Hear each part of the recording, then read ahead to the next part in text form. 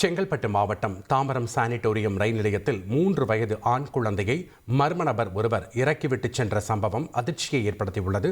கூடுதல் தகவல்களை செய்தியாளர் கசாலி வழங்க கேட்கலாம். வணக்கம் கசாலி, இந்த சம்பவத்தினுடைய முழு பின்னணி என விவரங்களை பதிவு பண்ணுங்க. சென்னை கடற்கரையிலிருந்து தாம்பரம் நோக்கி சென்றது. இந்த அதிகாலை மின்சார ரயில் சென்றது. இந்த மின்சார ரயிலில் தாம்பரம் சானிட்டோரியம் ரயில் நிலையத்தில் இருந்த போது அந்த ரயிலில் இருந்த ஒருவர் இருந்து ஒரு 3 வயது மதிக்கத்தக்க ஆண் குழந்தை ஒருவரை ரயிலில் இருந்து இறக்கிவிட்டு அந்த ரயிலில் புறப்பட்டு செல்கிறார்.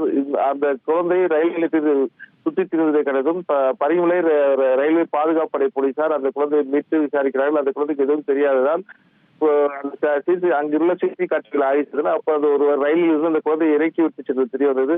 இதிலிருந்து குழந்தையை மீட்ட பரிமலை ரயில்வே பாதுகாப்பு படை போலீசார் அந்த குழந்தையை ஆளுநரில் உள்ள குழந்தைகள் நல வாரிய அதிகாரியிடம் ஒப்படைத்தனர். இந்த குழந்தையை தரப்பு காப்பத்தில் ஒப்படைத்தனர். மேலும் இந்த குழந்தையை விட்டு சென்ற யார் எதற்காக விட்டு சென்றார்கள் என்பது சம்பந்தமாக ரயில்வே போலீசார் விசாரணை நடத்துகிறார்கள். இந்த சம்பவம் அந்த பகுதியில் பெரும் பரபரப்பை ஏற்படுத்தியிருக்கிறது.